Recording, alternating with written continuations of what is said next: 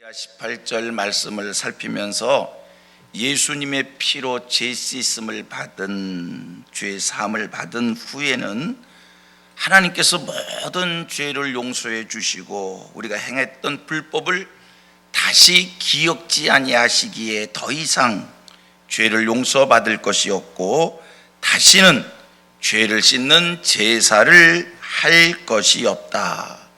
이런 말씀을 15절 이하 18절 말씀 속에서 드렸습니다. 그게 15절 이하 18절 말씀입니다. 죄 씻음을 받은 자들은 이제 더 이상 죄를 사하는 제사를 할 필요가 없다.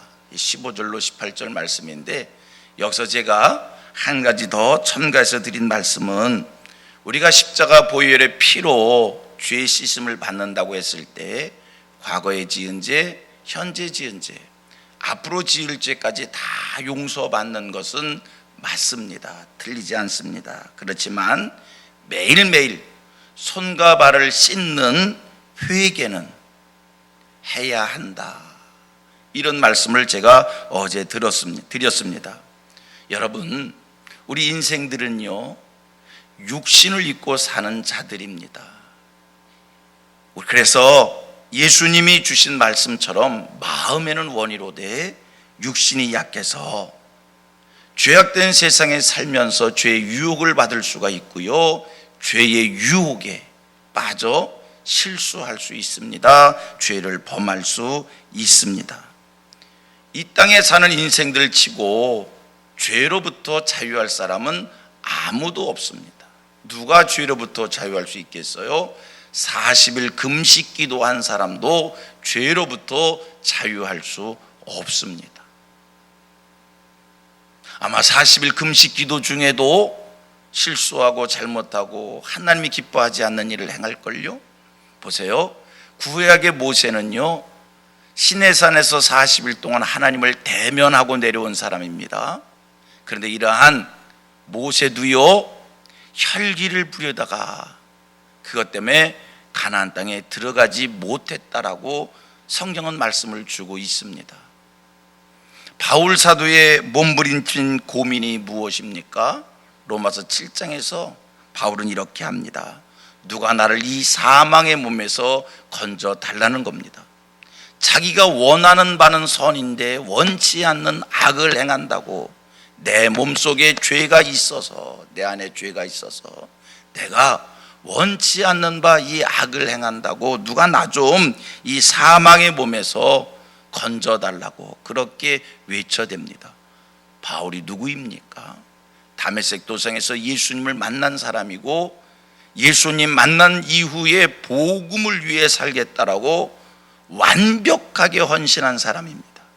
그런데 그도 죄로부터 자유할 수 없어서 하나님 앞에 몸부림쳐 외치는 말씀이 있는 거예요. 내가 원하는 바 선을 행치 못한다라고 하는, 이게 인생입니다. 그래서 우리들은 하나님 앞에 설 때까지 날마다 죄신 손과 발을 씻는 이 회개에 기도를 쉬지 말아야 할 줄 믿습니다. 이것은요, 구원을 얻지 못할까 봐서가 아니라 구원에 대한 확신은 있습니다. 여러분, 내가 하나님의 자녀가 됐는데 하나님께서 우리의 구원을 지켜주시지 못하겠습니까? 걱정하지 마세요. 구원을 이루지 못하겠어가 아니라 우리의 영과 우리의 육과 우리의 혼을 주님 앞에 설 때까지 깨끗이 보존하기를 원하는 마음으로 날마다 손과 발을 씻는, 이렇게 깨어 경성함이 있는 우리 성도의 삶을 살아야 할 줄로 믿습니다. 자, 그리고 오늘 이제 본문 말씀이 19절 이하 25절 말씀인데요, 이 10장 말씀은요 39절까지 있는 굉장히 긴 말씀입니다. 히브리서 10장 말씀 속에 정말 제 개인적 생각에 정말 중요한 말씀은 오늘 본문을 읽은 19절부터 이 39절까지의 말씀이 아닌가, 이렇게 생각을 합니다. 지금 이후로 이제 살필 말씀이 히브리서 10장에서 정말 중요한 말씀입니다. 39절까지의 말씀을 두 부분으로 나누면 먼저 오늘 본문을 읽었던 19절로 25절까지의 말씀이고요, 그 다음 26절서부터 39절까지 이렇게 둘로 나누는데, 이 19절로 25절 여기까지 말씀을 저는 권면 이렇게 표현하고 싶고요, 권면. 그 다음 26절로 39절의 말씀을 경고 이렇게 표현하고 싶습니다. 무슨 얘기냐면 29절로 25절은 예수님의 피로 죄 씻음을 받고 구원함을 받은 사람들은 앞으로 이렇게 살아야 된다라고 하는 권면의 말씀이고요, 26절로 39절 말씀은 예수님의 피로 죄 씻음 받고 구원함을 받은 하나님의 사람들이 이후로 죄를 범하면 이런 일을 당하게 될 것이다 라고 하는 경고의 말씀, 그런 내용입니다. 그래서 오늘 이제 19절, 29절, 25절 말씀, 구원받은 자들이 앞으로 어떻게 살아야 되는가, 굉장히 우리에게 권면을 주시는 말씀인데요. 자, 이제 19절 말씀 같이 읽겠습니다. 19절 시작. 그러므로 형제들아, 우리가 예수의 피를 힘입어 성소에 들어갈 담력을 얻었나니. 아멘. 믿으십니까? 성경은 이렇게 얘기합니다. 그러므로 형제들아, 우리가 예수의 피를 힘입어 성소에 들어갈 담력을 얻었나니. 무슨 말입니까? 예수님의 피로 죄 씻음을 받고 구원함을 받은 우리들, 이제 하늘의 성소에 들어갈 담력을 얻었다는 거예요. 여기서의 성소는 하늘 성소를 얘기하는 거예요.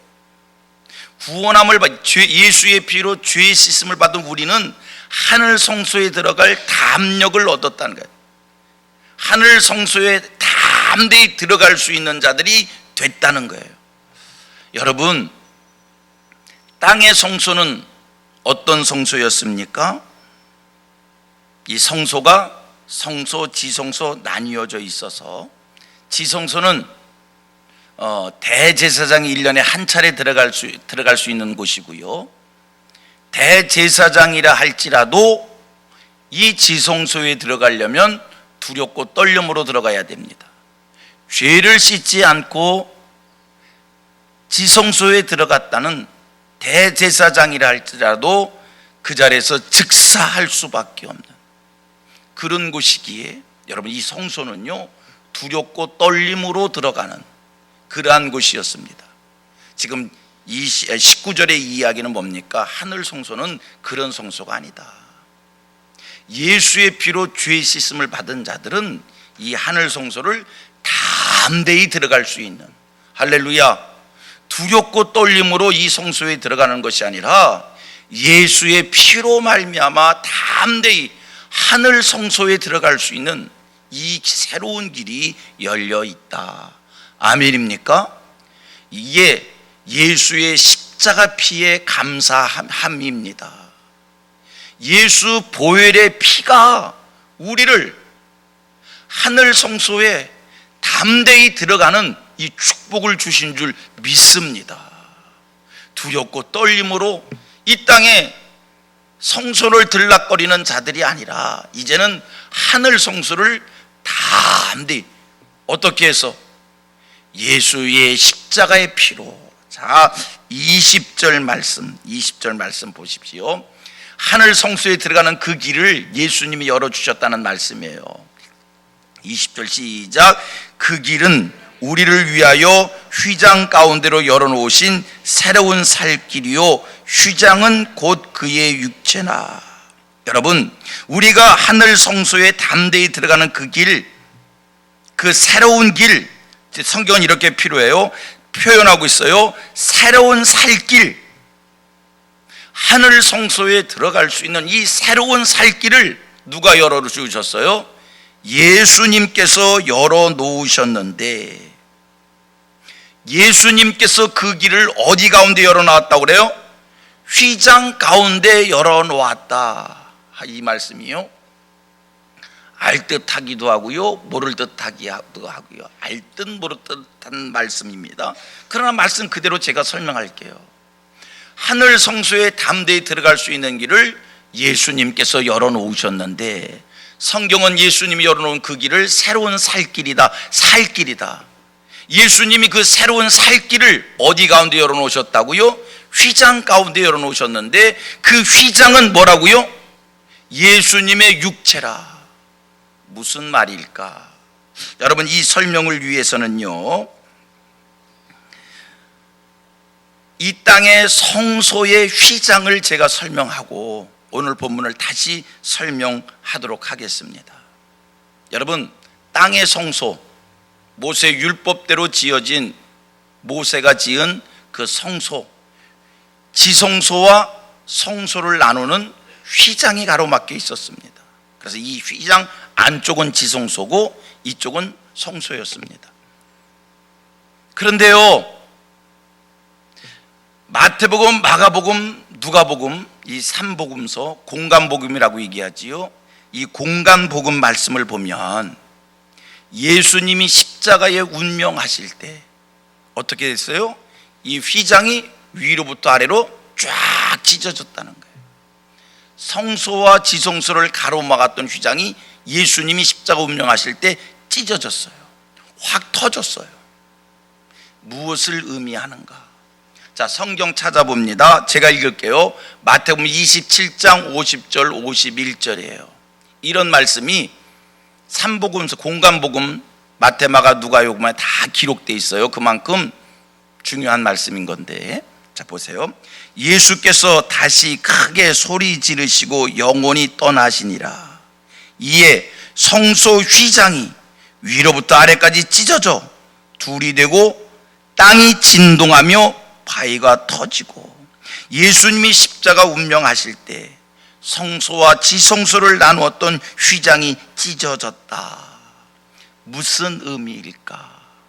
어떤 뜻이 숨어 있는 내용일까? 여러분, 이 땅의 성소는요, 대제사장을 통해서 대제사장만이 성소에 들어갈 수 있는, 그걸 나누어 놓는 것이 휘장이었습니다. 그런데 예수님이 죽으시는 순간 이 휘장이 찢겼습니다. 더 이상 대제사장을 통해서 지성소에 들어가는 것이 아니라, 이제는 대제사장을 통해서 들어가는 게 아니에요. 대제사장만이 들어가는 것이 아니에요. 예수님이 죽으심으로 휘장이 찢겨지고 성소와 지성소가 하나로 확 통했습니다. 이제는 대제사장을 통한 우리의 죄 씻음이 아니라 우리는 예수를 통해서 하나님 앞에 서게 나아가게 될 줄로 믿습니다. 이 지성소라고 하는 것은요, 왜 휘장으로 가려놓았냐면 여기는 상징적인 거예요. 모형적인 거예요. 하나님이 여기 계신다, 하나님의 영광이 가득한 하나님이 여기 계신다. 그래서요, 하나님이 계신 그곳, 대제사장이도 죄를 가지고 들어가면 즉사했던 거예요. 이거는 상징적인 거예요. 하나님이 어디든지 계시지만 그것을, 여기에 하나님이 계시다라고 하는 것을 모형적으로 보여주기 위한. 그런데 예수님이 죽으심으로 휘장이 찢겼어요. 이제 대제사장이 들어가는 곳이 아니요, 예수를 통해서 누구든지 하나님 앞에 나갈 수 있다. 자, 20절 말씀 이렇게 설명 들으셨으니까요, 20절 말씀을 우리 같이 읽습니다. 시작. 그 길은 우리를 위하여 휘장 가운데로 열어놓으신 새로운 살 길이요, 휘장은 곧 그의 육체니라. 예수님께서 하늘 성소에 들어갈 수 있는 새로운 살 길을 휘장 가운데 열어놓으셨습니다.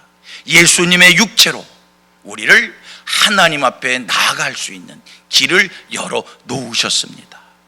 그래서 우리는 예수의 공로로, 예수님 말씀하시지요, 내가 곧 길이요 진리요 생명이다.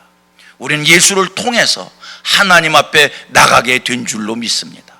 예수님이 십자가에서 그 육체를 찢으심으로 말미암아, 그 물과 피를 십자가에서 쏟으심으로 말미암아 우리는 그 예수님의 육체를 통해서 열려져 있는 그 길을 통해 하나님 앞에 나가게 될 줄로 믿습니다. 아멘이지요. 자, 이렇게 예수님의 십자가의 공로로 구원함을 받고 죄 씻음을 받은 하나님의 사람들이 이제 이후로 어떻게 살아야 되는가라고 하는 그 중요한 말씀이 이제 22절입니다. 구원함을 받은, 속죄함을 받은 이들이 이제 어떻게 살아야 되는가, 성경은 권면의 말씀을 주고 있습니다. 이렇게 살아야 됩니다. 이렇게 살아야 됩니다. 여러분, 죄 씻음 받으셨습니까? 22절의 이하의 말씀을 마음에 새기시고 여러분 이렇게 사셔야 됩니다. 이렇게 사셔야 됩니다. 어떻게 살고 계신지요? 성도들을 보면요, 그냥 설명을 위해서 합니다. 속상해요. 답답해요. 왜 그럴까? 이게 구원의 확증 있는 사람들의 삶인가? 정말 예수님의 피로 죄 씻음을 받았다라고 하는 믿음이 가진 사람들의 삶인가? 오해하지 마시고요. 요한계시록의 말씀을 보면 14만 4천 명의 숫자라고 숫자가 나옵니다. 구원 얻는 자의 수가 14만 4천이라는 겁니다. 상징적인 수로 우리가 이해합니다. 하지만 성도들의 모습 한 모습을 살피면 정말 14만 4천 명만 구원받는 게 아닌가, 이런 생각이 들 정도입니다. 정말 예수의 십자가의 피로 구원함을 받았다라고 하는 믿음이 있으면 구원받은 자의 삶의 모습이 있어야 될 것 아니에요. 죄사함을 받았다고 하는데 우리의 삶은 너무나 그냥 내 편한 대로, 내 마음대로, 내 습관대로 그렇게 신앙생활을 하는데, 다시 한번 점검하시고요, 예수의 십자가의 피로 구원함을 받았다라고 하는, 속량을 받고 구원함을 받았다라고 하는 이 믿음이 있으면 22절 말씀을 잘 기억하시고요, 이대로의 신앙생활을 할 수 있게 되기를 축복합니다. 자, 22절 같이 읽습니다. 시작. 우리가 마음의 뿌림을 받아 악한 양심으로부터 벗어나고 몸은 맑은 불로 씻음을 받았으니 참 마음과 온전한 믿음으로 하나님께 나아가자. 우리가 마음의 뿌림을 받아, 이게 무슨 말이에요? 예수님의 피를 이야기하는 겁니다. 예수님의 피로 마음의 뿌림을 받아, 그 다음 악한 양심에서 벗어나고 맑은 불로 씻음을 받았다면, 그 다음 참 마음과 온전한 믿음으로 하나님께 나아가라. 아멘. 여러분, 죄 씻음 받고 구원받은 자의 첫 번째 삶은 하나님께 나아가는 삶인 줄로 믿습니다. 날마다 하나님께 나아가시길 바랍니다. 예배의 자리에 나오면서 하나님께 나가고, 우리가 어떻게 하나님께 나가요? 여러분, 우리가 하나님께 나가는 그 길이 뭐예요? 예배 자리에 나오고, 기도의 자리에 나오고, 헌신과 충성의 자리에 나오고, 겸손한 모습으로 세상을 살아가고, 하나님의 말씀을 이루는 모습으로 살아가고, 이게 다 하나님께 나가는 모습인 줄로 믿습니다. 오늘 여러분들에게 하나님께 나가는 모습이 있으신지요? 죄 씻음 받으셨습니까? 세상으로 나가지 마시고요. 죄 씻음 받으셨습니까? 불의한 자리로 나가지 마시고요. 죄 씻음 받으셨습니까? 하나님 앞에 나가시길 바랍니다. 은혜 보좌 앞으로 나오시길 바랍니다. 하나님이 계신 자리로 나오시길 바랍니다. 영광의 자리로 나오시길 바랍니다. 그런데 이 하나님 앞에 나아가는 것, 예배의 자리에 나가고, 기도의 자리에 나오고, 헌신과 충성의 자리에 나오고, 하나님의 말씀을 이루는 자리로 나가는 것, 이 하나님 앞에 나가는 것, 성경이 이렇게 얘기해요. 참 마음과 온전한 믿음으로. 이거 중요한 단어예요. 하나님께 나가기를 원하십니까? 참 마음과 온전한 믿음으로 하나님께 나가는 거예요. 죄 씻음 받았으면 참 마음과, 참마음, 거짓이 없는 마음, 진실된 마음, 신실한 마음, 깨끗한 마음, 순수한 마음, 어린아이와 같은 마음, 예수 그리스도의 그 마음, 때 묻히지 않은 마음, 그 마음을 가지고 하나님께 나가는 거예요. 참마음, 깨끗한 마음, 때 묻히지 않은 마음, 진실한 마음, 신실한 마음, 그 마음으로 예배의 자리에 나오고, 그 마음으로 헌신의 자리에 나오고, 여러분, 그 마음이 필요한 거예요. 이게 십자가의 피로 죄 씻음 받은 자의 참모습인 줄로 믿습니다. 그 다음 온전한 믿음으로 하나님께 나가는 겁니다. 우리에게 온전한 믿음, 온전한 믿음. 히브리서의 전체의 말씀을 보면서 오늘 이 장부터, 이 10장 여기부터 믿음이란 단어가 본격적으로 나오기를 시작합니다.